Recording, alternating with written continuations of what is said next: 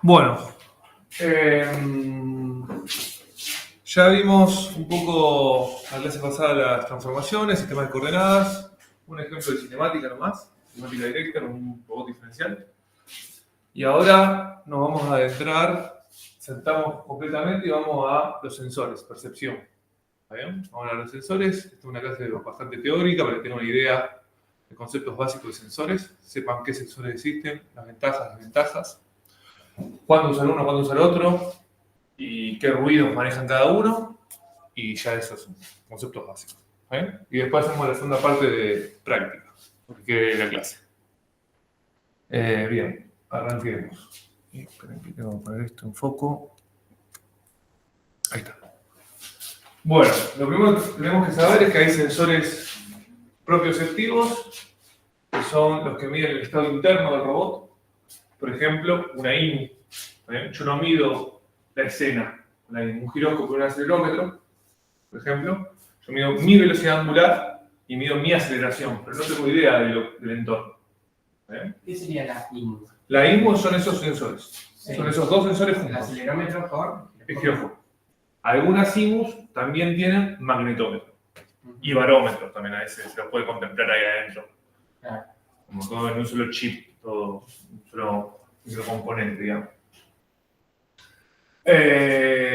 También llamados introspectivos. Sensan el estado interno del robot de alguna manera, propio del robot. Después tenemos los exterioceptivos, que son los sensores que nos permiten medir el entorno. Las cámaras, permiten ver el LIDAR, los sonares, ahí entran todo eso. Entonces son como categorías de sensores, tenemos que saber de qué estamos hablando, para qué sirven cada uno. Y después ahí depende cómo funcionan, pasivos o activos. Pasivos son las cámaras, o sea, lo que no emite nada. Si no emito nada, solamente recibo. Una cámara recibe base de luz. ¿Está bien? Activos son los que generan información, mandan alguna onda, por ejemplo, el sonar manda una onda de sonido ultrasónica y la recibe. El LIDAR manda ondas de luz y lo espera y lo recibe. Esos son activos. Realmente los activos, como comenté en la clase inicial, introductoria, pueden generar problemas porque a veces se bloquean entre los mismos sensores, quitan ruido de otros sensores y pasan esas cosas. Entonces con los activos hay que tener ese tema en cuenta. ¿Está bien? Por ejemplo, los LIDAR a veces nos pasan a nosotros, de una cámara acá que no tiene lo comenté esto en la clase pasada, en la otra, que tenemos un LIDAR que tira luz infrarroja, obviamente luz que nosotros no vemos, pero la cámara le falta el filtro que filtra esa luz. Entonces se ve en la imagen, se ve el haz del LIDAR. Y eso te corrompe la imagen. Te encontramos cosas que no están realmente en la escena. Estamos contaminando, estamos creando esa información. Nada, a tener en cuenta. Bueno, acá hay una categoría sacada del libro de Autonomous Mobile Robots, creo que se llama, donde están esos sensores, muchos tipos de sensores y sus clasificaciones. ¿Está bien? Sensores de motores, o sensores de ruedas, que hay diferentes tipos de cómo medir cómo una rueda gira, por ejemplo. Acá la P significa que es pasivo, la A activo, acá que puede ser pasivo-activo y acá los propioceptivos, por ejemplo, esto que mide el estado interno del robot. ¿Está bien? Cuando mido la rueda, digamos, no estoy tampoco pensando nada del entorno. ¿Está bien? Nada, categorías que tienen que conocer. Esta es una imagen, esto es una to-do para mí. Y ahora vamos a... ¿cómo? ¿Me cerró la puerta, Bruno?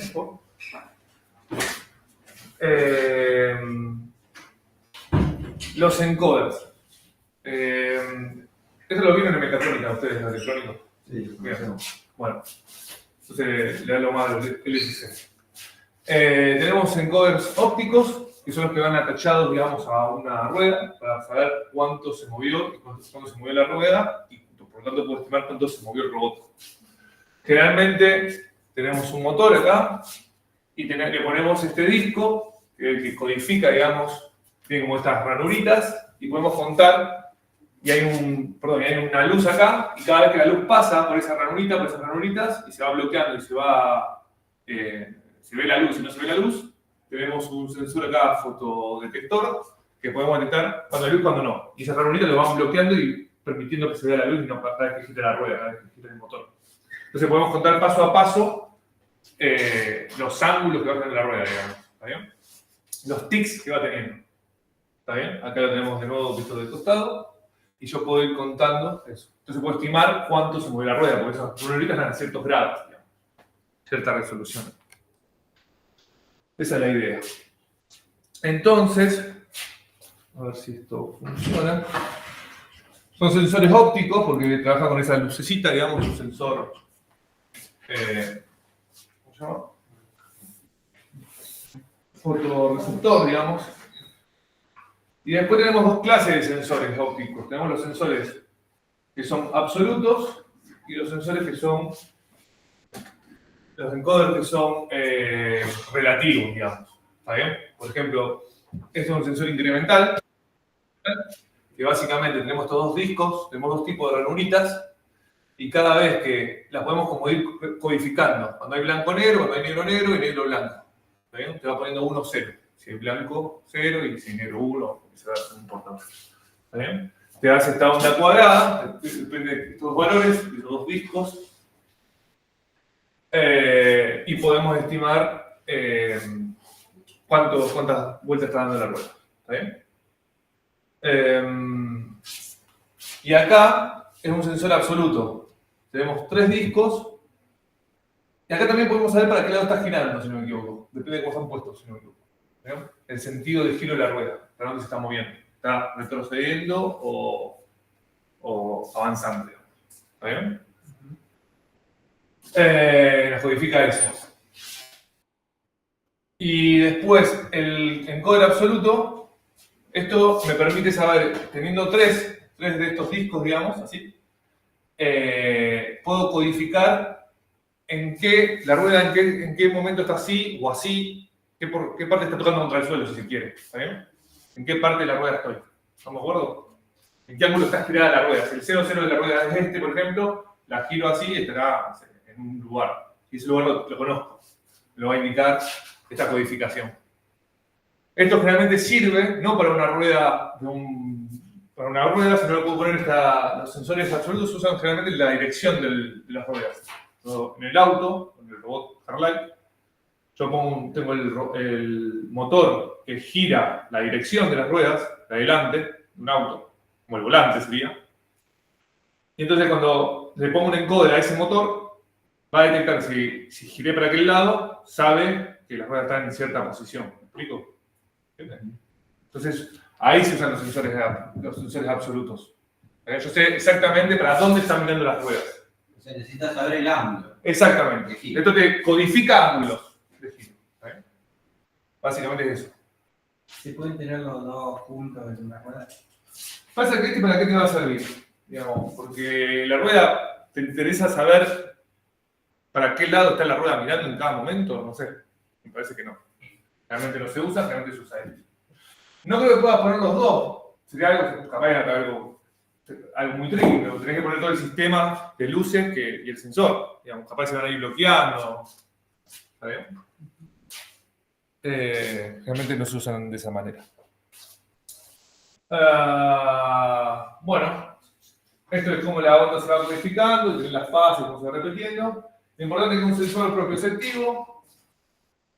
La resolución se mide en ciclos por revolución y suelen tener 2000 ciclos por revolución. O sea, finalmente, esto te marca cuántas rayitas vos tenés acá, la resolución que tiene el sensor, el encoder. ¿Está bien? Lo más importante, o una de las cosas más importantes, es que la odometría, cuando digo odometría, es la estimación de movimiento del robot. La estimación de movimiento del robot basada en encoders, en ponerle esto a los motores de las ruedas, por ejemplo, acumula error rápidamente. ¿Por qué? No lean. ¿Por qué acumula error? Si yo me estimo mi movimiento nada más con estos disquitos que le pongo a los motores. Imagínense que estos disquitos me permiten saber justamente cuánto gira la rueda. Yo sé el radio de la rueda, o sea, sé el tamaño de la rueda, y sé qué velocidad está girando esa rueda con estas cositas. Hace 4 grados por segundo, lo que sea. Entonces puedo saber cuánto avanza. ¿Por qué esto acumula error rápidamente? Sí, ¿qué pasa? ¿Qué puede pasar? Un poco inclinado, aunque vos quieres más. Se gira la rueda cuando no está en contacto con el piso. Ese puede pasar. Si la rueda gire, está en el aire, el robot no avanza. Entonces, el sensor piensa que giró, que avanzó y él no avanzó. Eso por eso voy a acumular.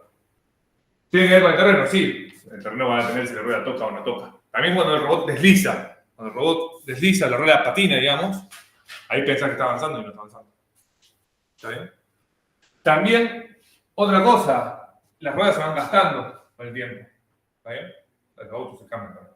Las ruedas de los robots también se van gastando. Entonces, ese radio que uno midió inicialmente, esa calibración que hizo, la rueda mide 4 centímetros, lo que sea, y deja de ser verdad. Entonces, ahora de un modo distinto. Esa erosión va sucediendo todo el tiempo, en realidad, aunque sea micro. ¿Está bien? Nada, también la temperatura para afectar si son ruedas que se inflan y demás, y cosas así. Después, esos son los sensores encoders, como dije recién, y después están los sensores, por ejemplo, esto es un bumper, que básicamente lo tienen los robots de aspiradora, es una cosita así chiquitita en realidad, que cuando esta cosita toca contra la pared, lo toca con acá y hace la señal, che, acá golpeé algo, toqué algo. ¿Está bien? Eso es lo que cuando la aspiradora toca. ¿Está bien? Nada, es un sensor que quiero que conozcan, no es muy interesante para nosotros, tenemos que saber que existe. Bien, este es un poquito más interesante, que es el magnetómetro, una brújula. ¿Está bien? Un compás. También. La brújula, el magnetómetro, mide el norte magnético de la Tierra. ¿Está bien? ¿Saben de magnetómetro ustedes? No. ¿No? Bien. Está el norte geográfico, que es el que nosotros conocemos norte-sur, este, que también conocemos norte-sur, ese es el norte geográfico. El norte magnético está cerca del norte geográfico, pero no es el mismo punto especial. Está cerca. Fíjense acá, este es el eje de rotación. Este es como creo que el norte nuestro sería este, si no me equivoco. No me acuerdo cómo era. El norte geográfico. El norte geográfico es por el que gira el eje de giratorio, no. Ese me parece que es el magnético. Ese es el magnético, por eso. El magnético va a ser. Sí, estoy de acuerdo. Por el que gira la Tierra, por decir inclinada 16 grados, ¿verdad? ¿No? Bueno, donde gira, el eje de gira, ese va a ser el norte magnético. Y el otro, que como el derechito, sería el norte geográfico. Y el magnetómetro nos mide entonces la Tierra, que es un campo magnético, que son todas estas flechitas que ustedes ven acá, que salen del polo sur y van al polo norte. Cuando las flechas salen del polo sur, es un flujo magnético, ¿no? Piénselo como vectores, que salen viento. Entonces, acá está muchas cosas de imagen, pero básicamente tenemos el magnetómetro es un dispositivo donde tengo X y Z, fíjense, el Z va ahí mirando para abajo, y acá este es lo que estoy midiendo, este vector es el que me está entrando, yo como la Tierra me va a medir un vector magnético que me da estas coordenadas, X y Z, está entrando ese flujo magnético, me dará un X y Z, digamos, y importan dos cosas de este vector. Importan el ángulo de inclinación, que es el ángulo que tiene. Acá está el norte magnético, si yo este lo proyecto sobre el plano XY, me da este magenta, que es el norte magnético, ¿está bien? Y aparecen dos ángulos. El ángulo que hay entre este vector y el plano XY, digamos, ¿está bien? Este proyectado, que se llama inclinación, y después está el ángulo que hay entre el eje X y ayúdenme, y el norte, no, perdón, entre este vector y el verdadero norte, el norte geográfico, ¿está bien? Este es el norte geográfico, ¿está bien? Entonces, eso se llama declination angle, ¿está bien? Esos dos ángulos importan. Rafael dice igual, es al revés. me parece. ¿Lo dije al revés? ¿Qué dije? Que, no, dice, los mismos se mueven constantemente y se encuentran a cierta distancia del eje de rotación de la Tierra. O sea que el campo magnético no es el mismo que el... No, va variando, el campo magnético va variando. Sí, va variando, sí. Sí. Lo que pasa es que no sé cómo, si esa rotación se mantiene, no sé si esa variación tiene que ver con la rotación, si rota de una manera distinta, ¿no? Que esa parte, claro. O sea, cuando ese eje de rotación está como fijo o como que oscila un poquito, eso es lo que no sé. ¿Está bien? Eso puede ser mi duda. Sí, va variando el campo magnético, va variando. El norte magnético va variando. Y siempre lo vamos a definir, dice, definimos la dirección del vector M, que sería este de acá, el verde, con ángulos de declinación y el ángulo de inclinación. ¿Está bien? Esa es la forma de escribirlo. Ahí te explica lo que estamos haciendo ahí. Y siempre, esto es importante, se mide en Tesla el campo magnético, o microtesla. ¿Está bien? O microtesla o Tesla. Para la Tierra, perdón, el flujo magnético de la Tierra varía entre 25 y 65 microtesla. ¿Está bien? Es el campo magnético de la Tierra. ¿Para qué sirve saber todo eso? Porque eso es lo que nos permite, cuando vos pones el magnetómetro, va a medir ese vector y te permite saber dónde está el norte magnético. ¿Está bien? ¿Dónde está el norte de la Tierra? El norte magnético de la Tierra. ¿Está bien? Eso es lo que te permite saber. Lo cual es muy importante, ¿sabes? El robot para dónde está orientado en la Tierra. Si yo le digo al robot que quiero que vayas para tal lugar al norte y va a poder hacerlo. ¿Eso es muy útil en los drones, por ejemplo? Sí, es muy útil en los drones. En todos los robots es útil. Ahora vamos a ver limitaciones de esto. Y el norte magnético va cambiando. Pero cambia muy lento. Claro, es un par de metros. Sí, cambia no sé cada cuánto. Acá tengo una gráfica que ahora vamos a ver que te dice cada cuánto cambia y es predecible cómo va a cambiar también. Hay modelos que predicen cómo cambia. Ahora hay una gráfica de eso. Entonces, la pregunta, bueno, acá también cuento un poquito cómo se mide. Esto no es un video. Ay, perdón. Ahí está. ¿Cómo se mide el norte magnético? Básicamente tenemos, acá lo saben bien los electrónicos, son sensores Hall, se llaman. Es un sensor de efecto Hall, se llama. ¿Está bien? Un dispositivo semiconductor que produce un voltaje proporcional a la intensidad del campo magnético, el de la Tierra en este caso, en una dirección normal al flujo de la corriente. O sea, tenemos la corriente que es lo rojo, es el flujo de la corriente, y tenemos el campo, la flechita esa que veíamos antes, que entraba el flujo magnético, entra acá, en este semiconductor, y genera ese cambio de voltaje, digamos, ¿no? Nada, tenemos que saber que no es magia. Para nosotros el LSC no es magia para nosotros. Tenemos que saber que existe eso. Y básicamente lo que vamos a hacer es agarrar estas tres plaquitas para censarlo en tres dimensiones. Por eso te da como un solo valor, digamos. Tenés que ponerte una plaquita acá, una acá y una acá, entonces medís como toda la forma que pega el campo magnético, digamos. O sea, hay que tener el X y Z. ¿Está bien?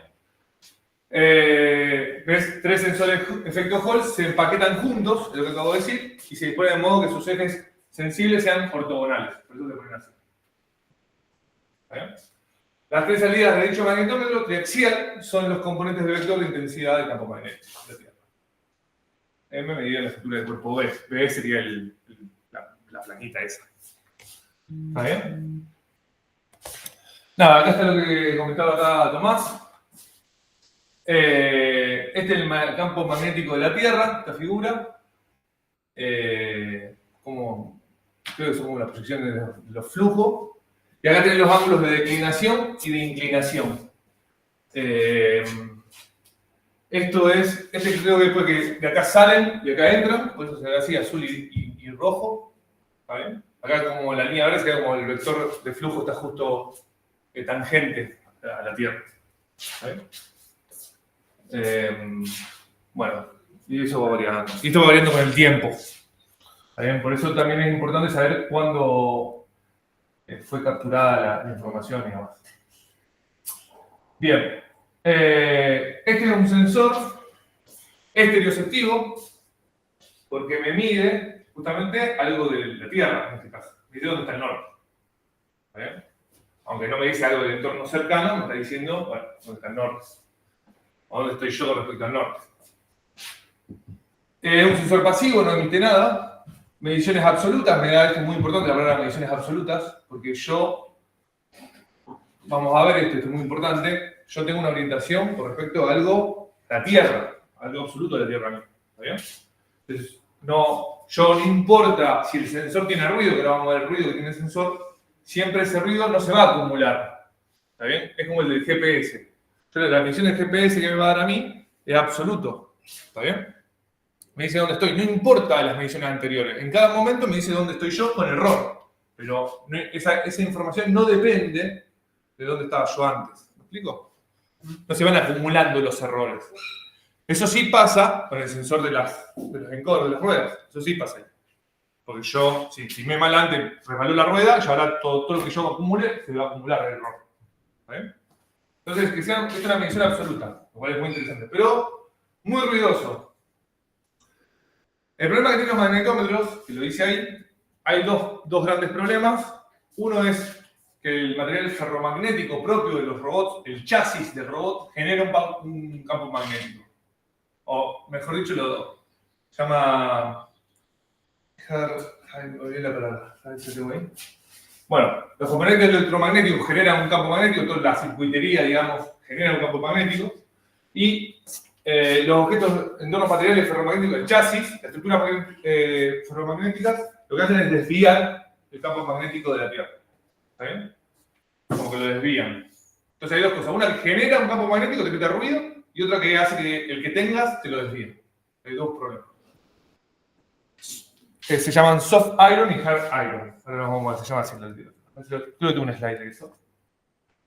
Bueno, esto es más interesante, viene después lo del soft iron, hard iron. No sé si lo incluí.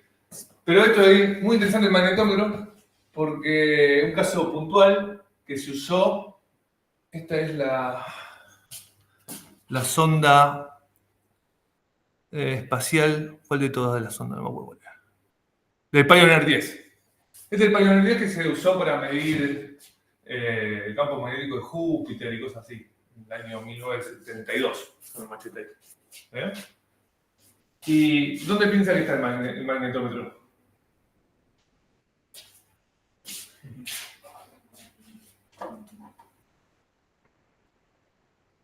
Sí, vos porque ya sabés del año pasado. El magnetómetro es esto. Esta varilla que aleja toda la estructura, la sonda, es nada más para poner el magnetómetro ahí. Así de importante es el magnetómetro. Hacemos toda una estructura para poner el magnetómetro. ¿Por qué? ¿Por qué hacemos eso? ¿Por qué hacen eso? Ahí. Porque el metal arruina el campo. Por eso, porque toda la circuitería esta genera un campo magnético y también la estructura desvía el campo magnético y esto te lee cualquier cosa. Todos los satélites son así. Sí. Por lo menos en 1979, capaz que ahora mejoraron y hicieron cosas más robustas y no sé qué cosas. Y lo calibran mejor. Se puede resolver de cierta forma, pero de esta manera te evitas toda la contaminación magnética que genera. Y puedes medir con mayor precisión el campo magnético. Bien. No voy a entrar en detalle en esto, esta slide la voy a empezar a remover. No tengo más nada para contar ahí. El magnetómetro. Bueno, eso, importante, el magnetómetro que no me quiero olvidar, es eso. ¿Se usan los drones? Sí. Una forma de calibrarlo al magnetómetro es estimularlo. Piensen lo siguiente, yo tengo el magnetómetro, y si tengo un campo magnético, tengo el campo magnético de la Tierra que me dice el vector va para allá. Pero tengo otro campo magnético, los motores me están generando otro campo magnético, ese vector va a ser como algo así. Pero todo es igual. ¿Está bien? Y eso está mal, yo quiero saber el norte magnético. ¿Está bien? Está esto agregando ruido en el motor, lo que sea del robot. Entonces, lo que se hace es, para poder calibrarlo, yo agarro el dron en este caso, obviamente algo accesible lo puedo agarrar, con el magnetómetro y lo empiezo a estimular, tomar mediciones del magnetómetro de todas las direcciones. ¿Está bien? Entonces, eso hace que yo pueda saber de dónde viene la distorsión. ¿Claro? Porque yo voy a tener como el vector siempre de la Tierra, el vector de la Tierra va a ser siempre igual, digamos, o va a ser siempre igual, pero dibujo como una esfera, se llama. Yo me calibro como hacer una esfera, como para todos lados, y todas las mediciones me empiezan a dar como una esfera, de alguna manera. Estos vectores lo empiezo a leer como una esfera. Necesito una gráfica para hacerlo en una tema. Y eso permite calibrar el magnetómetro. Se puede. ¿Está bien? Pero ¿qué pasa? Yo tengo que haber podido estimular el magnetómetro en todas las direcciones. ¿Está bien? Eso no se puede hacer con todos los robots. Yo agarro el robot que tenemos acá y no lo puedo mover para todas partes. ¿Está bien? Hay formas de calibrarlo haciendo que gire en el plano, cosas así, hay formas, pero la forma estándar no se puede.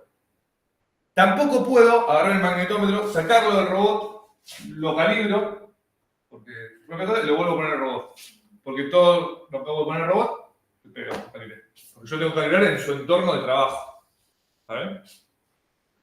Eso, es un sensor muy ruidoso y por eso no se lo quiere mucho, en robótica no se lo quiere mucho, pero bueno, porque tiene mucho ruido, pero sirve. Hay que trabajarlo con cuidado. Bien. Ahora vamos a hacer un giróscopo. Entonces ya vimos encoder, vimos amper, vimos magnetómetro y ahora metemos un giróscopo. El giróscopo es esto. Estos son giróscopos mecánicos. Nosotros vamos a trabajar con un MEMS, un microelectrónica o no sé la palabra MEMS, un MEMS. Un microchip, vamos a pensar de esa manera. Esto existe en la realidad, o sea, las naves antes, ahora ya no, creo que ya no lo usan más, pero los aviones antes tenían esto montado físicamente, una máquina así, un disco rotando con estas cosas, esta estructura de metal. ¿Está bien? ¿Y en qué consiste un giróscopo? En que tenemos siempre un disco que gira, este disco gira, siempre está girando. Lo haces girar con un motorcito, está siempre girando.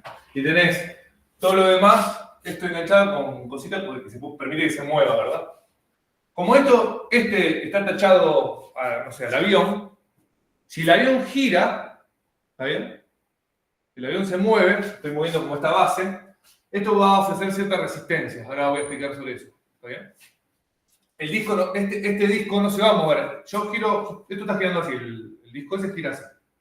Yo soy el avión y el avión se inclina, el disco siempre mantiene la misma orientación así. Entonces el avión se inclina y yo puedo detectar cómo está inclinándose. ¿Está bien? Ahora vamos a ver cómo.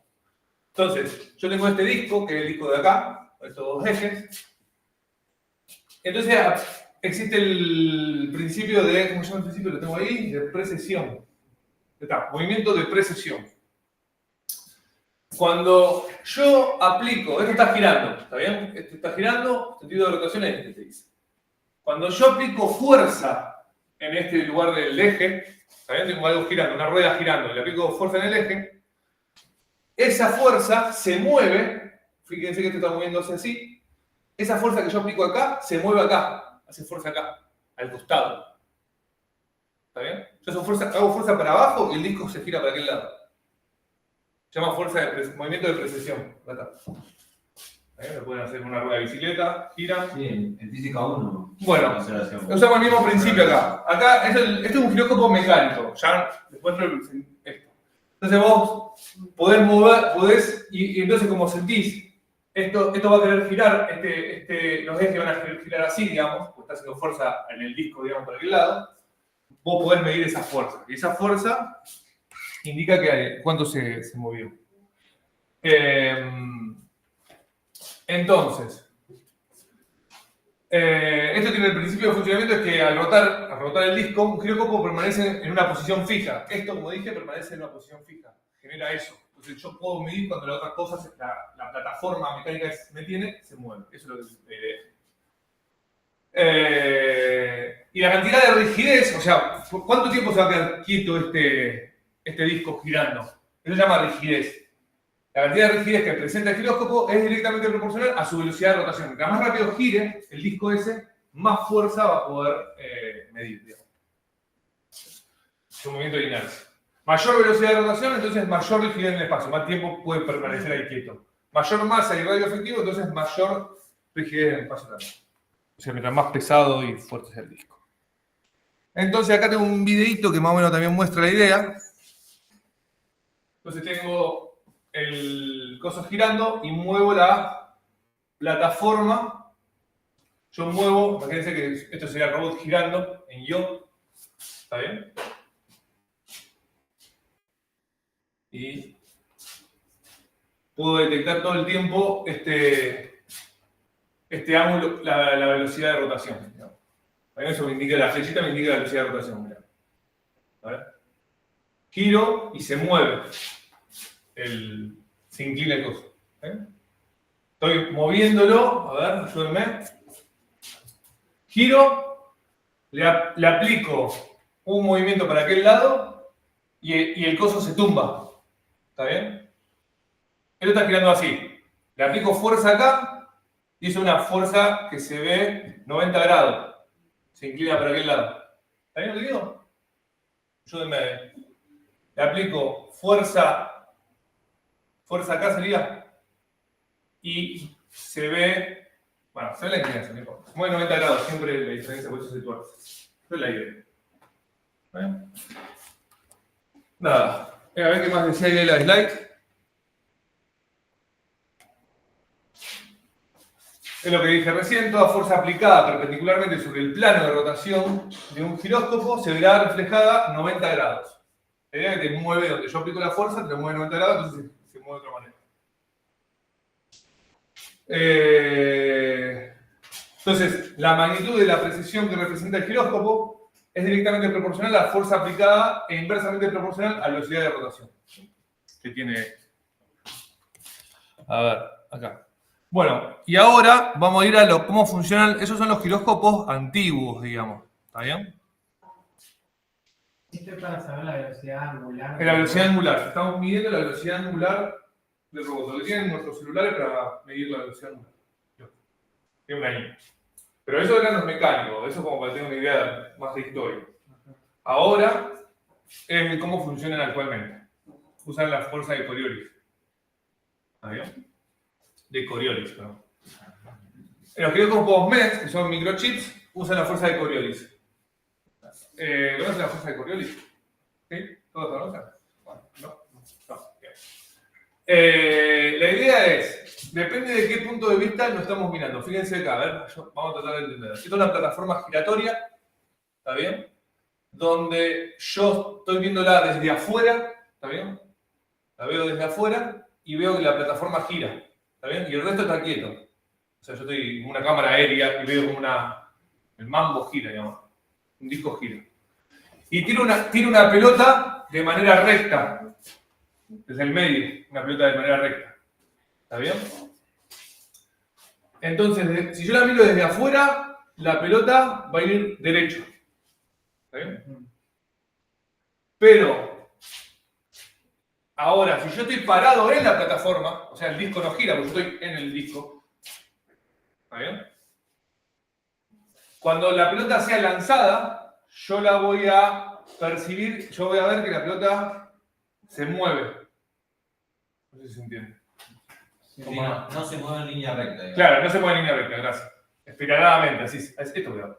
Se mueve espiraladamente. Yo parado en la plataforma. ¿Está bien? Depende del punto de vista. Entonces, la fuerza de Coriolis, ahora, yo mirando desde... Yo estoy parado en la plataforma. Fíjense el disco está girando. Tiro la pelota recta y lo que hay es la fuerza de Coriolis, donde cada vez que la pelota se aleja del centro, ¿está bien? La fuerza aumenta, ¿está bien? Y cada vez que la pelota se acerca, la fuerza disminuye. La fuerza que te empuja, ¿viste? Que te pone un disco y empieza a empujarte. También es una plataforma que gira, que siente algo que lo lleva. Comenzamos. Comenzamos. Entonces, cada vez que usted siente algo que lo está empujando por un lado, esa es la fuerza de Coriolis. El problema es que cada vez que yo me voy más alejado del centro de rotación, siento más fuerza que me está empujando. ¿Está bien? Y ese es el principio de los giróscopos de ahora.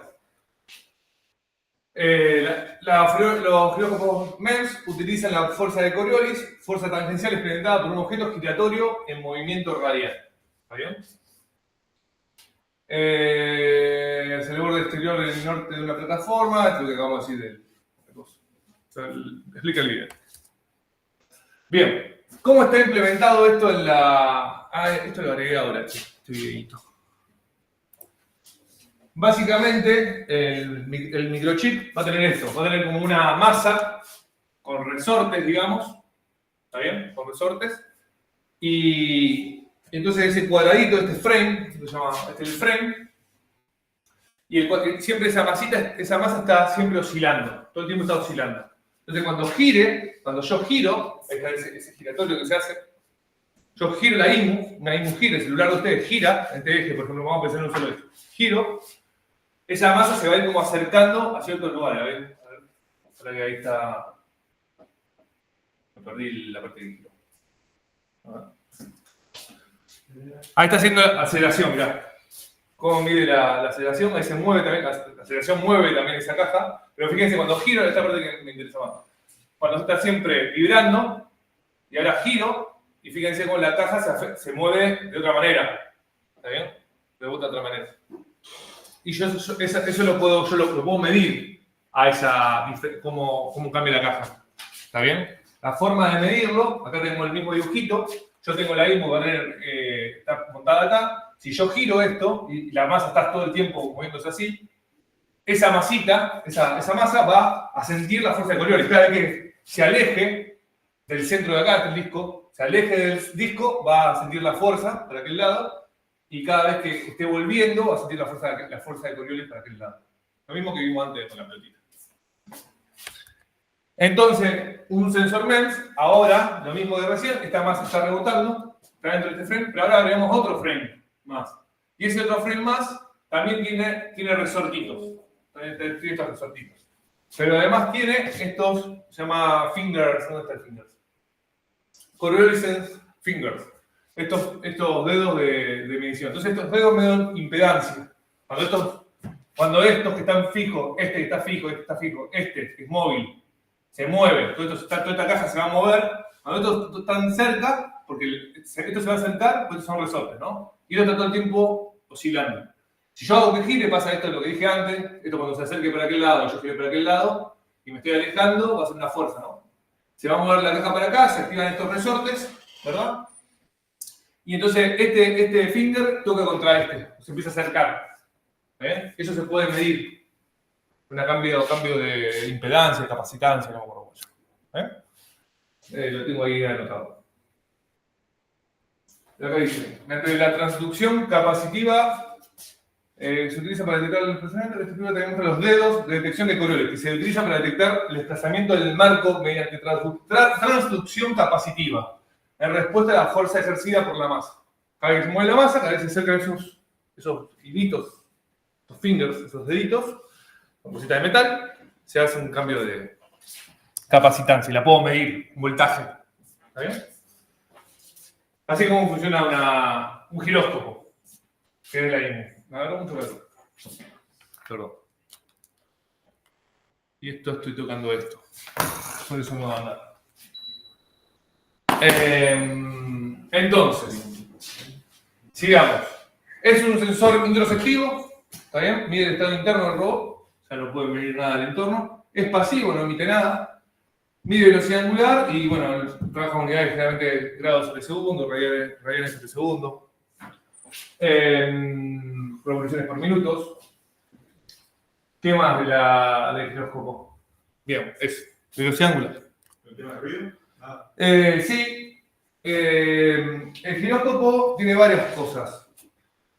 Una es la temperatura le hace cambiar la forma de trabajo, estos resortes y demás cosas. Se afecta el giróscopo. Después, como es un sensor introspectivo, acumula error. Yo mido velocidad angular, me muevo, tengo una velocidad de, no sé, 10 grados por segundo, lo que sea, y yo, parto acá, este es mi 0,0, estoy orientado para aquel lado, el que yo elija. Y yo hago este movimiento, lo mide el giróscopo, y mide con error, imagínense. ¿Está bien? Entonces, ahora pienso que estoy acá, el giróscopo mide 11 grados, pero en realidad me moví 10. ¿Está bien? Entonces, ya me comí un grado ahí. ¿Está bien? Es lo mismo, incremental como lo eran los encoders. ¿Está bien? Ahora me vuelvo a girar y me vuelvo a tener error y siempre voy a tener un estimar, acumulo error en mi movimiento. ¿Está bien? Ese es uno de los problemas que tiene el giróscopo. ¿Está bien? Por eso generalmente una IMU tiene un giróscopo y a veces se le agrega un magnetómetro que te da el norte magnético. Entonces tiene una medición absoluta y este que te da una medición relativa. ¿Sí? Que es con respecto a tu orientación anterior. ¿Está bien? Eso. Esto es un Sackner Effect. Esto puse un. A ver si lo podemos reproducir esto. No. Bueno, no voy a contar ahora del Sackner Effect. Estaré para otra cruzada. Y el acelerómetro es más fácil todavía de entender. Tenemos esta placa que tiene estos fingers, digamos, sobre estas chapitas. ¿Ven? Y tenemos cada vez que yo acelero, esa aceleración se ve, se mueve esta masa, esta es la masa que se mueve cuando yo acelero. ¿Está bien? Y cada vez que cuando yo acelero, esto funciona como un resorte, digamos, se va, cuando hay un cambio de capacitancia que hay acá, la puedo medir. Entonces puedo medir la aceleración. Esa es la idea. ¿Está bien? Mide el cambio de capacitancia que hay.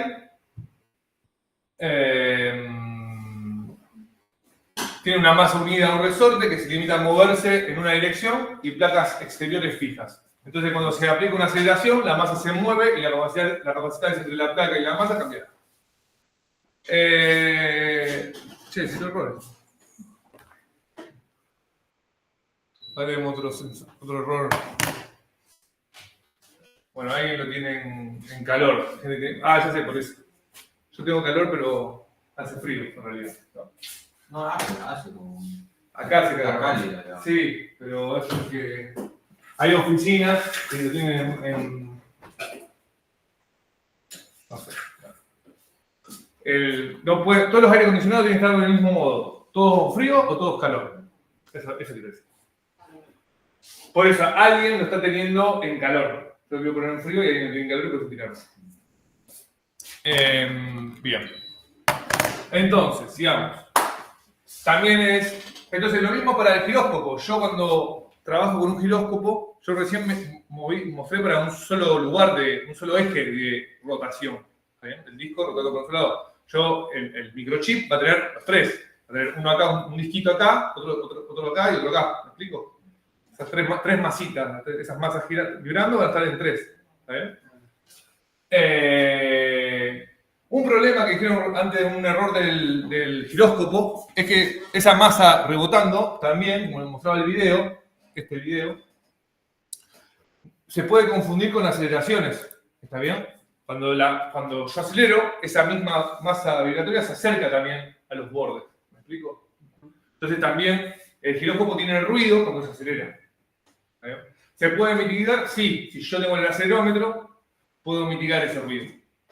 Porque cuando mido la aceleración y la resto. El problema es todo con error, entonces no puedo solucionar todo. ¿Y girarlo te hace ruido en el acelerómetro? No, porque se mueve solamente en una dirección, tengo entendido. Así que creo que no, pero no le puedo. No sé, creo que no. Creo que si yo voy a girar. No sé. Capaz que sí, no se mueve. No te quiero mentir.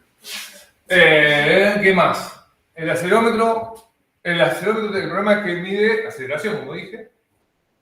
Se mide obviamente metros sobre segundo cuadrado. Sensor pasivo, introspectivo, igual que el giróscopo. El tema que tiene la aceleración es que yo antes dije que yo integraba el giróscopo. O sea, yo cuando giro en una velocidad angular, 10 grados por segundo, por ejemplo, entonces yo puedo, en un segundo, estimo que estoy acá, por ejemplo. Con cierto error. Pero esa es la orientación que yo tengo, ¿no? El acelerómetro, como mide aceleración, integrarlo en el tiempo me da mucho más error. Porque una medición ruidosa del acelerómetro, yo la tengo que integrar en segundo al cuadrado. ¿Está bien? Tengo que primero tener velocidad y después de velocidad tengo que tener posición. ¿Me explico? Entonces en la aceleración paso de aceleración, velocidad, posición. Integro 2 veces para tener mi posición. Entonces, si yo acelero 10 metros por segundo cuadrado, yo si tengo eso, si en un segundo hice eso, si yo tuve error en esa medición, un pequeño error en esa medición de acelerómetro, me va a generar mucho error en mi posición. Al cuadrado va a ser el error. es cuadrático el error. ¿Bien? Porque tengo que integrar 2 veces. Eso es muy importante, muy importante. Entonces, por eso los acelerómetros, la IMU, que tiene giróscopo y acelerómetro, acá empieza la IMU, lo que hacemos es un chip que va a tener los giróscopos para X y Z, digamos, para todos los ejes, y un acelerómetro para X y Z, para medir todas las aceleraciones en todos los ejes. Les puedo combinar, obviamente.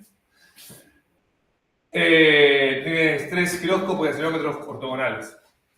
Permite estimar posición, orientación, velocidad lineal, velocidad angular y aceleración. Todo eso permite la IMU. Pero como dije, esa posición, acá está, la orientación se obtiene integrando el giróscopo en el tiempo. Lo que dije antes. Me moví un segundo, ¿qué orientación tengo? Dada la orientación anterior, la 0, 0, donde estuve. Pasó un segundo, entonces la puedo integrar. Si yo iba a 10 grados por segundo, pasó un segundo, me moví 10 grados. Obvio. La velocidad lineal se obtiene integrando el acelerómetro en el tiempo. Tengo una aceleración de 10 metros por segundo cuadrado. Pasa un segundo, voy a estar a una velocidad de 10 metros por segundo. ¿Está bien? Y así. Pero la posición se obtiene integrando la velocidad de esta que tuve acá. Por eso integro 2 veces. ¿Está bien? Debido a que los datos de acelerómetro se integran 2 veces para obtener la posición, cualquier error residual da como resultado un error cuadrático de la posición. Lo que dije antes. Eso es muy importante. ¿Cómo se puede contrarrestar esto? ¿Con qué se debe funcionar? Con GPS, con cámaras. Vamos a poder integrar este sensor. ¿Está bien? Ahora veremos un poquito de cámaras.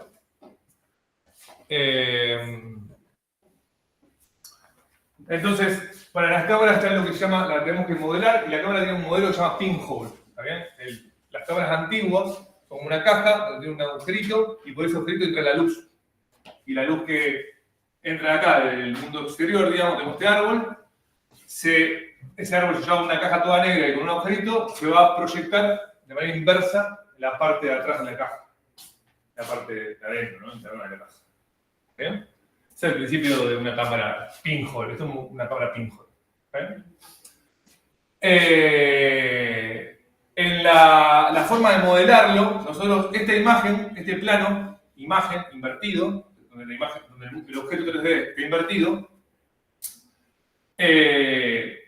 es por geometría, trigonometría, yo puedo plasmar uno igual acá, donde es como uno virtual, esta imagen es virtual, ¿no? Me imagino virtual y acá va a pasar el mismo rayo que pasa acá en la copa del árbol, pasa acá.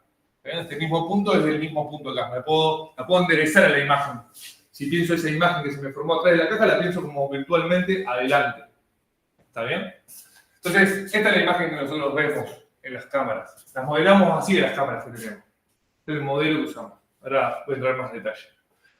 Importante, existe el tamaño de la caja, va a ser lo que es la distancia focal. ¿Qué es la distancia focal? La distancia desde el punto donde convergen todos los rayos, todas las bases de luz que entran en la caja. Este punto es el punto principal. Este es el punto principal. Perdón, es el centro de la cámara, perdón. Centro de la cámara. Y el ancho de la caja, o sea, la distancia entre donde se unen todos los rayos y donde se construye la imagen, se llama distancia focal. ¿Está bien? Que esta distancia focal es la misma que esta. De acá, el tamaño de la caja sería también el plano virtual. ¿Está bien? Listo, eso. Entonces, en una cámara tenemos el objeto 3D. Esto es como están construidas las cámaras. Un objeto 3D, tenemos el lente, donde entran todos los rayos de luz. Tenemos el sensor de la cámara, que básicamente es una matriz que, fíjense, tiene verde, 2 verdes, azul y rojo, ese es el patrón que lleva. ¿Está bien? Eso creo que es porque en la naturaleza hay más verde, ¿cómo es? El verde es como más sensible o menos sensible, y tenemos que poner más receptores de verde. ¿Está bien? De la onda de luz, digamos. Entonces, tenemos todos estos, o sea, por acá pasa la luz azul, por acá pasa la luz verde, por acá pasa la luz roja. Y hacemos el RGB. Nos quedamos con el canal RGB y vinimos a la luz. RGB. Red Green Blue. ¿Son fotodiodos o qué? Sí, son fotodiodos, acá está. Estos son los fotodiodos. Ahí voy con eso. Procesamos la imagen y tenemos la imagen que nosotros conocemos, el JPG. Acá es lo que dice el compañero, tenemos, estos son como son filtros en realidad, esto en realidad. No sé si son, se llaman biofilter, la forma. ¿Qué parte de la luz pasa? ¿Está bien? Como que filtra la luz. Las cámaras que son RGB las cámaras que son en blanco y negro pasan las tres juntas, no filtra nada. ¿Está bien? Pasa toda la luz junta. No la filtro en RGB. ¿Está bien? Acá le puse este filtro de Bayes, que hace que nada más pase la azul, la descompone. ¿Está bien? Eso es. ¿Digo bien? Cada píxel va a tener 3 valores en la imagen a color. ¿Está bien? Y sucede por esto. Porque la filtré antes de esa luz. ¿Está bien? Lo puedes componer físicamente, por óptica. Eso es dejar pasar una frecuencia de la luz, no sé cómo decirlo. Creo que son frecuencias de la luz, azul, roja y todo eso. Bien. Nada, la cámara son sensores estereoceptivos. Después, en la unidad de visión, ahí vamos a trabajar ya con la idea de computer vision. Cuando estoy explicando cómo funciona una cámara y cómo se modela. Después lo vamos a ver mucho más en detalle. A cómo trabajar con cámaras para hacer computer vision y visión robótica. Entonces, sensor estereoceptivo nos permite medir el entorno. Estamos viendo la escena, acá estamos viendo un árbol, por ejemplo. Son pasivos, no emiten nada, capturan. Importante, las cámaras son muy utilizadas en robótica porque capturan mucha información del entorno. ¿Está bien? Podemos hacer lo que habíamos dicho en la clase introductoria, de detectar objetos que otros sensores no lo permiten. ¿Está bien? Porque podemos ver una imagen, yo sé que estoy viendo un monitor, estoy viendo una silla, por eso se está usando mucho y sobre todo con redes neuronales. ¿Está bien? A los robots le podemos meter un montón de redes neuronales para que empiece a ser semántico de manera muy eficiente y demás. O sea, información semántica de las imágenes que está obteniendo. Por eso la cámara es un sensor muy importante en robótica. ¿Está bien? Bien, sigamos. Problemas de las cámaras es que presentan blur. Cuando se mueve, lo hemos explicado esto. Si una cámara se mueve rápido, se va a ver borrosa la imagen. O si hay poca luz en la escena, también se va a ver mal. Es un sensor que sufre mucho de eso, de la cantidad de imágenes o movimientos bruscos que haya. ¿Está bien? Entonces requiere escenas bien iluminadas. Esa es la contra que tiene una cámara. Bien, entonces las imágenes que nosotros conocemos siempre va a ser una matriz de píxeles. Las imágenes blanco y negro van a ser píxeles, que cada píxel tiene una intensidad son generalmente 8 bits. Entonces van de 0 a 55 los valores que puede tener un píxel. ¿Bien? La cantidad de luz que entró a ese píxel. ¿Está bien? Y la imagen RGB, como bien dije recién, cuando pase este filtro de Bayes, va a poder separar lo que es el canal rojo, el canal verde y el canal azul, el RGB. Entonces cada píxel va a tener como tres bandas. ¿Está bien? Entonces yo para cada imagen en realidad voy a tener como la imagen 3 valores. Cada píxel tiene 3 valores, el rojo, el azul y el verde. ¿Está bien? Eso. Bien, eso con respecto a cámara. Después vamos a entrar más en eso y ahora con LIDAR. ¿Cómo funciona un LIDAR? Que lo expliqué el otro día, un poquito. Sí, tupea. Bien, tenemos el LIDAR donde tira un haz de luz. ¿Está bien? Tiene un haz de luz infrarrojo. Rebota en ese espejo que está girando, ese espejo que hace un barrido de toda la escena, de un plano. ¿Está bien? Entonces, esto visto desde arriba, cuando ese haz de luz, ahora bueno, gire de nuevo, fíjense, le pega a las paredes, te va deteniendo la distancia y el ángulo que tengo a donde pegó. Entonces me puedo hacer una escena. Es el LIDAR 360. Este es un LIDAR 360. Sí, en realidad este no es 360 porque me pierdo todo lo que hay, porque acá tiene una pared el LIDAR, por cómo está construido. Este no es 360. ¿Está bien? Por cómo está fabricado. Pero hay otros que sí son 360. ¿Cómo es? La luz pega en el espejo, va a la pared y después... Sí, y ahí vuelve. Bueno, nos está mostrando la vuelta, ¿no? Pero ahí vuelve. ¿Está bien? Esta luz que yo emito, la recibo de nuevo. Entonces, el principio de funcionamiento es ese. Yo conozco la velocidad de la luz. ¿Está bien? Entonces, emito un fotón, sería un fotón, y espero que golpea contra lo que haya, el objeto que haya, lo recibo y mido el tiempo de ida y vuelta, la velocidad de la luz y ya está. Sé qué distancia están los objetos, cuánto demoran en volver. ¿Está bien? Así funciona. Un ejemplo con el espejo, acá se emite, acá tenés el detector, acá se emite la luz, tiro la luz y vuelve, se refleja en el espejo, se concentra en una especie de lente y ahí lo mete. Agarro el receptor que captura la luz que llegó y mido cuánto demora. Este sí es estereoceptivo, puedo medir el entorno, el LIDAR. Es activo porque estoy emitiendo luz. Mide distancia y ángulo a cada punto que le pego, cada cosa que le pego. ¿Está bien? Generalmente las unidades que te da son la distancia, el haz de luz, la distancia, el objeto que tengo, a donde pegó, el punto que estoy midiendo, y los grados con respecto a mí. Este es mi 0, 0, el LIDAR, digamos, el sensor LIDAR. El 0 es el láser tirando justo recto, y esto yo tiro, no sé, en cierta cantidad de ángulos tiro haces de luz.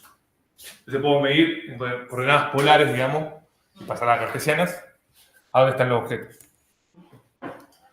Entonces el LIDAR va barriendo todo, ¿está bien? Y siempre tiene un ángulo de medición, pero también eso era 2D, eso era un plano, pero también existen los LIDAR 3D.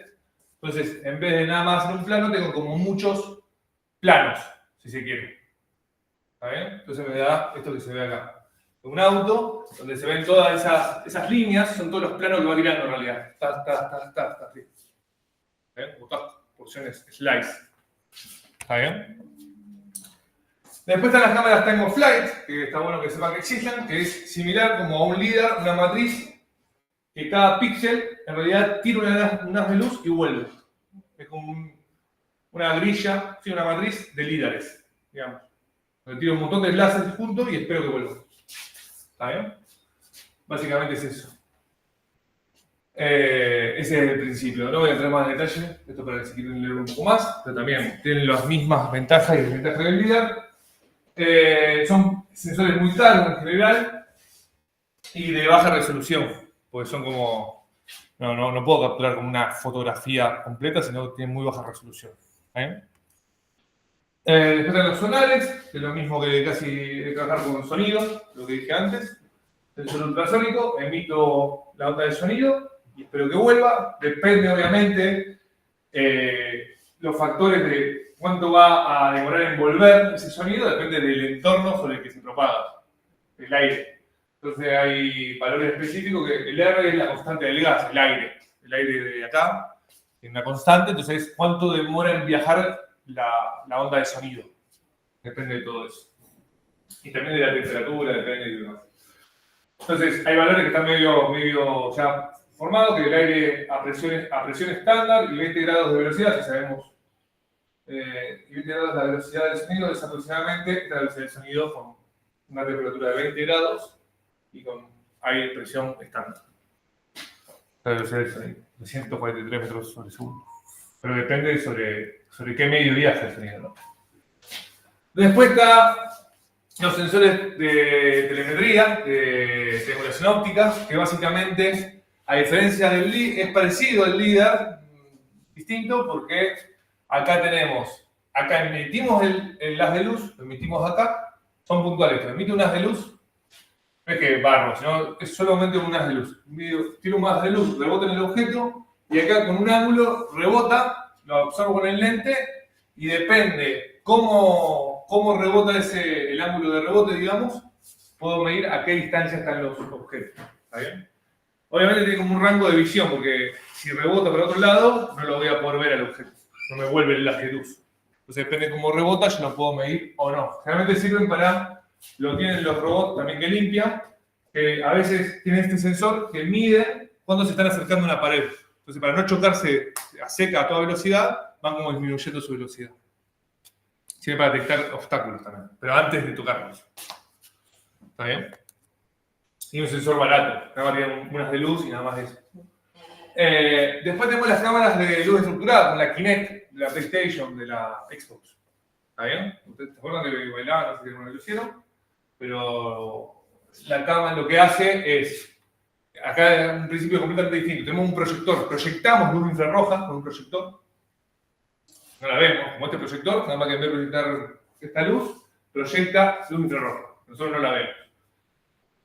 La cámara sí tiene, tenemos una cámara infrarroja que capta información infrarroja. ¿Está bien? Entonces va a ver, nosotros vamos a tirar acá este patrón, un montón de, tiramos como un patrón, en vez de acá de esta slide, estamos tirando un patrón de puntitos, imagínense, ¿está bien? Diferente intensidad, diferentes formas, lo que sea. Tiramos ese patrón y depende cómo se deforma ese patrón, lo capturamos con la imagen infrarroja, con la cámara infrarroja. Depende de cómo se deforme demás, yo puedo saber la distancia de los objetos. ¿Está bien? Esa es la forma de trabajar de una cámara, ¿cómo se llama? De luz estructurada. Que así funciona aquí. Esto anda muy bien. Esto surgió en realidad con la consola de videojuegos. La robótica lo agarró después, ese sensor. Primero salió el videojuego, la gente de robótica dijo, che, qué bien que anda esto, se lo voy a poner un robot. Así funciona. Y anda muy bien. Se usa mucho. ¿Problema con esto? Esto funciona con información infrarroja, a cierta frecuencia. Entonces, lo que sucede es que cuando nosotros queremos captar con una cámara infrarroja ese patrón de luz, si tenemos otra fuente de luz infrarroja presente en el entorno, nos va a arruinar la imagen. No vamos a poder detectar ese patrón. Y eso pasa con la luz del sol. El sol emite luz infrarroja. Entonces, este sensor no sirve en lugares exteriores. ¿Está bien? Porque le da la luz del sol que infrarroja te contamina toda la imagen. No puedes ver el patrón ese que se formó. ¿Está bien? Es un sensor estereoceptivo, medio de la escena. Es activo porque estoy emitiendo luz. Y generalmente funciona a corto alcance. No puedo, las cosas que están lejanas, no le pego el patrón y lo puedo descifrar. En ser cosas cercanas, en realidad. A 2 metros, 4 metros. Ya estamos casi final de la slide. Ahora GPS. Les presento GPS. Todo como menos capaz ya funciona. ¿Saben cómo funciona? Esto me parece que se mueve. El GPS, básicamente tenemos el robot, tenemos un receptor GPS que lo comunicamos con los satélites que están orbitando la Tierra, ¿verdad? Están todos los satélites orbitando la Tierra. Y GPS está mal dicho, por eso dice GNSS. GNSS es el sistema, es la... ¿Cómo digo? Sí, el sistema general, vamos a decirle matemático si se quiere. Y GPS es el de Estados Unidos, el conjunto de satélites de Estados Unidos, digamos, básicamente. Son los satélites dueños de Estados Unidos y la tecnología es.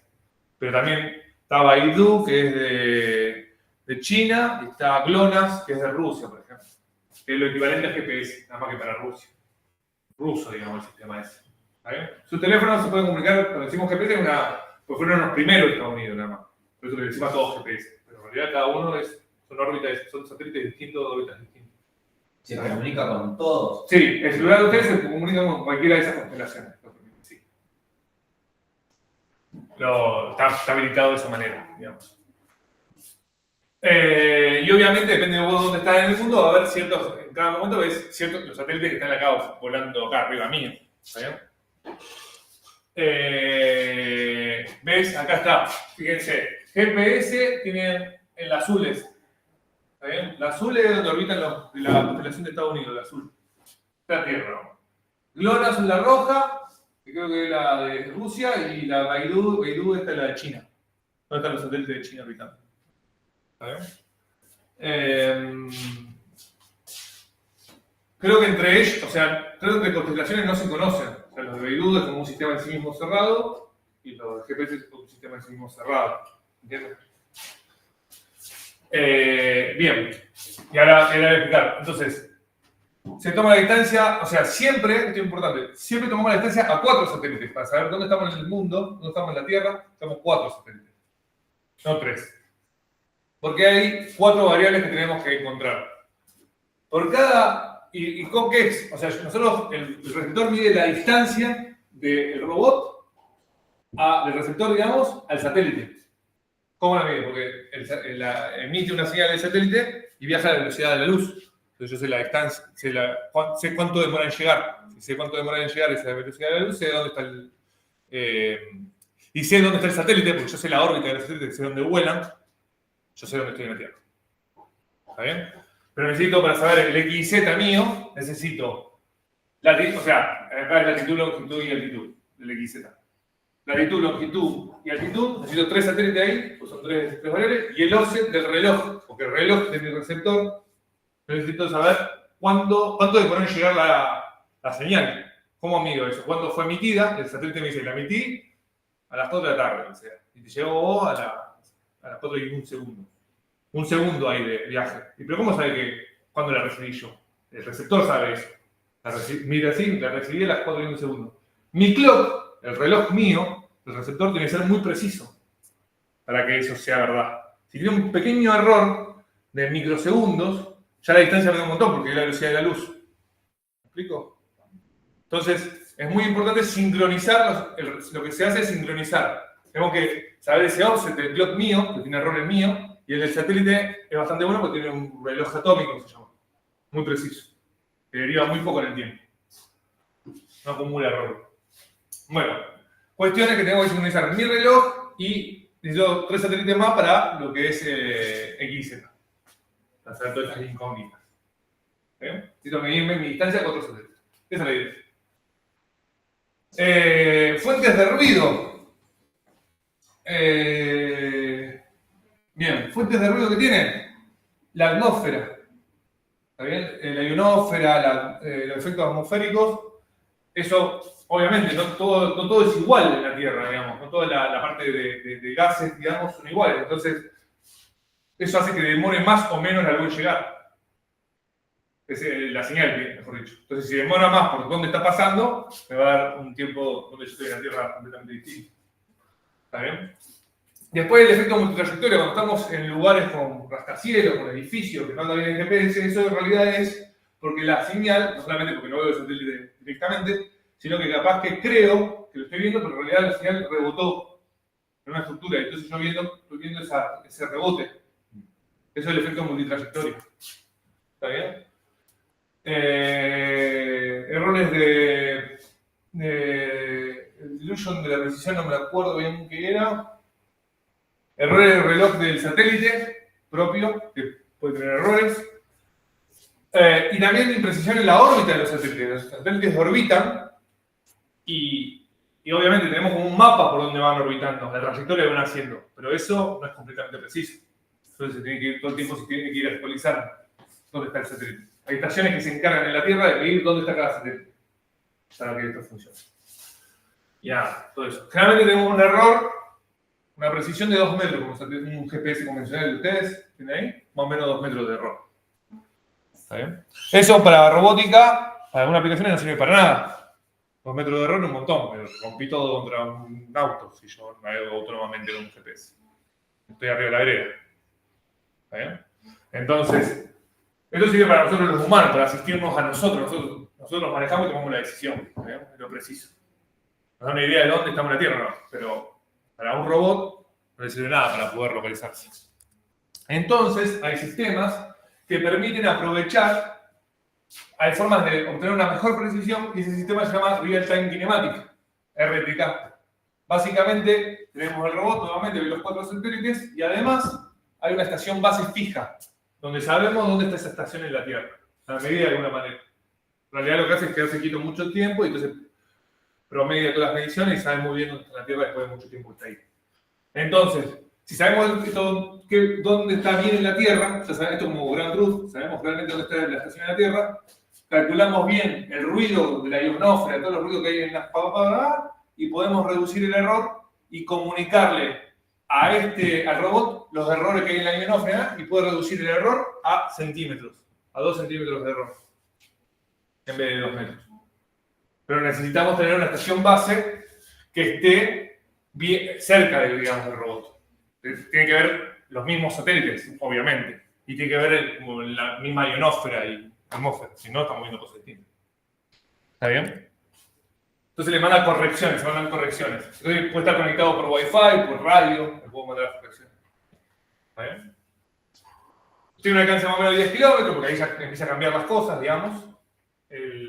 La atmósfera cambia. Se estima que no es la misma atmósfera, digamos. ahí logramos estos 5 centímetros de error, más o menos. Nada, había otra tecnología anterior, que se llamaba Differential GNSS, que es parecido, nada más que ahora se usa un nuevo protocolo, lo puse como detalle eso.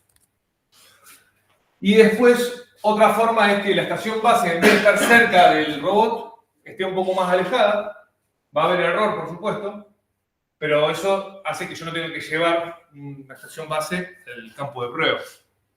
Por ejemplo, en la facultad, en Ciencia Exacta, ahí en Previni, hay, arriba de todo en la terraza, hay una estación base que la usan los agrimensores. ¿Está bien?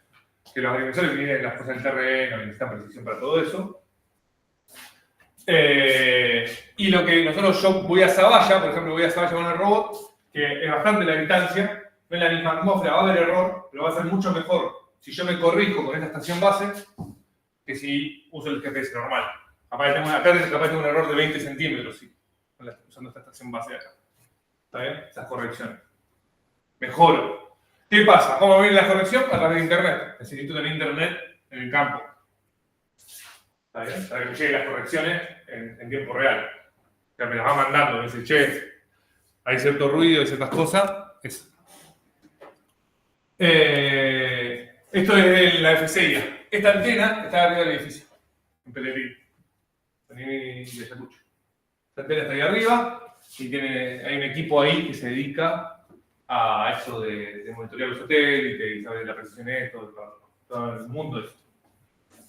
Sepamos que existe. Yo no sabía esto, nos metimos y che, es un grupo que lo hace. No. Existe la página de ese grupo. Forma parte de una red, de todo acá les pongo información. Toda una norma internacional. Argentina tiene como todas bases así que miden los satélites y tiene como lugares precisos. También nos contaron, yo no lo había pensado, las placas tectónicas de la Tierra se van moviendo, hace que esta antena GPS no esté en el mismo lugar. Y eso se va cambiando todos los años, las placas se mueven 1 centímetro, no sé, entonces empieza a tener errores en todas partes. Entonces hay que saber cómo se mueven las placas tectónicas. Es un quilombo. Nada. Y probé lo que se llama servicio PPK, que está muy bueno, Post Processing Kinematic, que en vez de Real Time Kinematics es Post Processing Kinematic, que básicamente cada Post Processing es porque lo hago offline. Yo voy al campo, uso mi robot, guardo todas las mediciones crudas del GPS, que se llama un archivo RINEX, que guarda como los satélites que vio, a qué distancia vio, toda esa información la guarda de manera RAW, o sea, cruda, esa distancia del satélite la guarda cruda, en este archivo RINEX. Y yo después puedo agarrar ese archivo RINEX, agarro con la estación base que está acá en la facultad, y digo, mira, hay un programa que cargo este archivo RINEX, tengo el archivo también de los satélites que vio los de la facultad, que sabe su lugar preciso y me permite saber con mucha precisión la posición que yo tuve. Una mejor posición, pero la tengo de manera offline, post procesamiento. No la tengo en tiempo real, en el momento, la debo procesar después. Lo bueno de eso es que no necesito conectarme con una estación base, lo hago todo después. Eso sirve como gran cruz, como dónde realmente estuvo el robot. Entonces tenemos muy buena precisión. Y eso está muy bueno también, porque a veces, en tiempo real, puede suceder que yo tengo una estación base acá, y por algún motivo falla la conexión, o hay algo en el cielo, una nube muy espesa, lo que sea, que hace que la señal del GPS se degrade mucho. Y eso hace que en un momento, capaz en un momento puntual, yo tengo mucho error en esa medición. Hacerlo por procesamiento puedo hacer que yo pueda remover ese error. ¿Está bien? Voy a decir cómo, pero se puede. ¿Está bien? Entonces le puedo pasar el archivo RINEX, lo guardo acá y me lo llevo a la estación base y lo corrijo. Eso.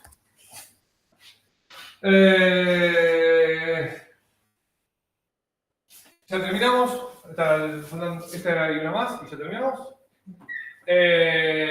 La mejora, otra forma de resolverlo sin conectarme a la estación base, o sea, sin usar las posiciones, pero sí usando los modelos de error de la atmósfera y demás que tiene la estación base tiene todo eso. La mejora de precisión resulta de las efemérides de los satélites corregidos. ¿Qué son las efemérides? Las trayectorias de los satélites. Yo sé dónde van a estar en cada momento, eso es la efeméride. Sé que el satélite 4 va a estar en este lugar. Si yo sé eso con mucha precisión, de manera offline, o sea, pues todo el tiempo los GPS lo están como prediciendo. Mi GPS del celular, si yo no tengo internet, estoy prediciendo dónde va a estar el satélite. En cambio, si yo ya sé en postprocesamiento dónde está el satélite en cada momento, lo tengo con mucha precisión, no estoy prediciéndolo, sé dónde está. Si uso esa información, sé con más detalle dónde estoy yo. ¿Está bien? Esa es la idea. Eso es PPP. No requiere, necesito nada más tener mejores efemérides, saber la posición exacta del satélite. Bien. Y último, y ya está, última slide. Aparte de la bibliografía, están los sensores cámara basada en eventos. Creo que lo comenté, no me acuerdo ya. Una cámara basada en eventos es una cámara que mide cambios de intensidad. ¿Está bien? ¿Qué es esto? Ahí tienen el videito, pero ahí lo voy a volver a poner, así lo voy explicando. Entonces, una cámara, lo comparo con una cámara normal. Cámara estándar, la normal, y tengo este disco girando, y lo estoy filmando con la cámara. Una cámara basada en eventos nos va a dar esto. Esta va a ser la medición de un continuo de eventos. ¿Está bien? Si el objeto está quieto, la cámara normal ve foto del objeto quieto. Acá no ve nada, porque no hay cambios de intensidad. El disco está girando. ¿Me explico? Si el disco gira muy rápido, la cámara normal va a ver blur, se va a ver esta estela, y una cámara basada en eventos va a ver todos estos eventos como cambiaron. ¿Está bien? Cambios de intensidad. Si yo muevo algo, lo veo. Si no se mueve nada, no veo nada. Entonces cada píxel, si el píxel cambió de intensidad, se dispara un evento. ¡Pum! Se dispara un evento. ¿Está bien? Esto es muy útil para cuando el robot, un dron por ejemplo, que está volando y que está como siempre vibrando de alguna manera por el propio de las hélices, el propio giro de las hélices. Entonces el robot ve, pero un robot que está completamente quieto y la escena está completamente quieta no ve nada. Tenemos que forzar el movimiento de alguna manera con algo que lo mueva. ¿Está bien? No, hay mucho laburo en esto. Y esto, lo bueno de esto, se le tira como 1000 eventos por segundo. ¿Está bien? Es como un sensor rapidísimo. Entonces, todo lo que sea rápido, lo va a poder medir muy bien. Nada, eso. Listo. Cerramos la etapa de sensores. Ahora, con el tiempo que quedan 35 minutos, úsenlo para el trabajo práctico. Empiecen. ¿Está bien? Voy a cortar la videollamada, la grabación.